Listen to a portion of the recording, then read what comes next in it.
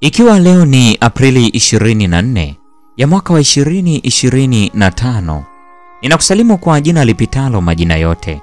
Hili si jina la mtu awaye yote, bali ni jina la Bwana wetu Yesu Kristo. Kabla tujalianza somo letu siku ya leo, ni kualike tuombe. Baba yetu na Mungu wetu uketie mahali pasiri juu mbinguni, jina lako takatifu litukuzwe. Ninakushukuru kwa sababu ya rehema zako na upendo wako katika maisha yetu. Ninasema asante kwa namna ambavyo umetulinda na kututunza. Asante kwa ajili ya chakula cha kimwili. Asante kwa ajili ya chakula cha kiroho. Asante kwa ajili ya pumzi ya uhai. Neema yako yatosha, pendo lako latubidisha. Asubuhi ya leo tumekuja kwako tukiamini kwamba yote tutakayoyaleta utayasikia. Nasi tunatamani ukatufundishe kuyatenda mapenzi yako. Zungumza na kila mmoja wetu ukimwelekeza namna gani anapaswa kuenenda ili akupendeze. Jina lako litukuzwe na udumu kuwa pamoja nasi katika jina la Yesu. Amina.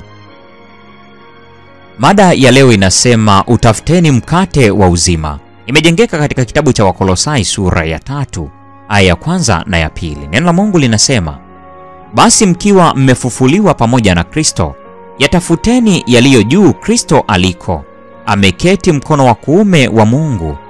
Yafikirini yaliyo juu, sio yaliyo katika nchi.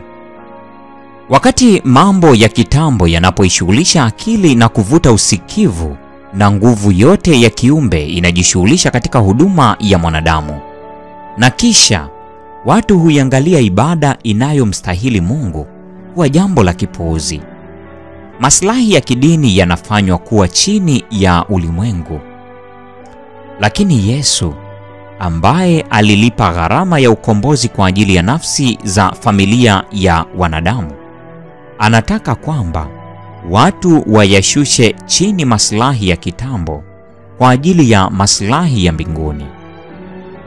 Angewataka wakome kujihusisha katika kuhodhi hazina za kidunia, katika kutumia hela kwa mambo ya anasa, na katika kujilimbikizia vitu vyote ambavyo hawavihitaji. Asingewataka waharibu nguvu za kiroho, bali waelekeze akili zao kwa mambo ya mbinguni. Anasisitiza kwamba wanadamu wanalazimika kuwa na maombi endelevu na ya bidii zaidi kwa ajili ya mkate wa uzima kuliko mkate ambao ni wa kupita. Anasema, msikitendee kazi chakula chenye kuharibika, bali chakula kidumucho hata uzima wa milele, ambacho mwana wa Adamu atawapa, kwa sababu huyo ndiye aliyetiwa muhuri na Baba, yaani Mungu. Ni neno la Mungu ambalo ni la muhimu kwa ajili ya ukuaji wetu wa kiroho. Roho ndiyo itiayo uzima, mwili haufai kitu. Maneno hayo niliyowaambia ni roho, tena ni uzima. Wale ambao ni watendaji wa neno la Yesu wataileta mbingu maishani mwao. Yesu Kristo ni mkombozi wetu, mmiliki wetu, na anafurahia sana tunapokuwa na amani katika dunia hii. Anatafuta kuwasilisha mbele yetu vivutio vya mbinguni, kwa maana mahali hazina ilipo, ndipo moyo utakuwepo pia. Kuweka hazina mbinguni ni kutumia uwezo tuliopewa na Mungu katika kupata mbinu na mvuto ambao unaweza kutumiwa kwa ajili ya utukufu wa Mungu.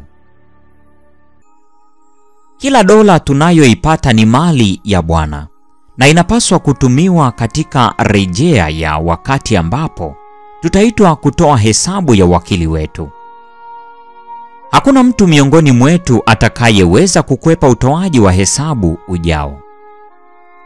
Kwa kuchagua kutunza hazina mbinguni, tabia zetu zitafinyangwa na kufanana na Yesu Kristo. Ulimwengu utaona kwamba tumaini na mipango yetu imefanywa kwa kurejelea maendeleo ya ukweli na wokovu wa roho zinazoangamia. Wataona kuwa Kristo Yesu ni yote katika yote kwa wale wampendao yeye. Katika kutunza hazina mbinguni, tunajiweka wenyewe katika muunganiko ulio hai pamoja na Mungu, ambaye anamiliki hazina zote za dunia na kugawa kila rehema za kitambo ambazo ni za muhimu kwa ajili ya maisha. Kila nafsi inaweza kupata urithi wa milele.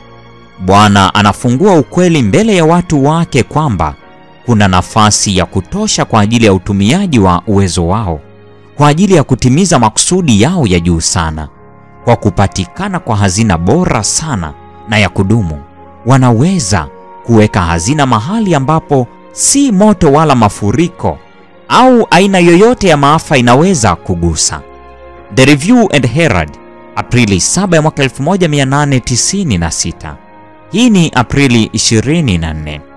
Huo ndio mwisho wa tafakari ya somo hili siku ya leo. Neema ya Bwana wetu Yesu Kristo, pendo la Mungu na ushirika wa Roho Mtakatifu udumu kuwa nasi sasa na hata milele. Amina.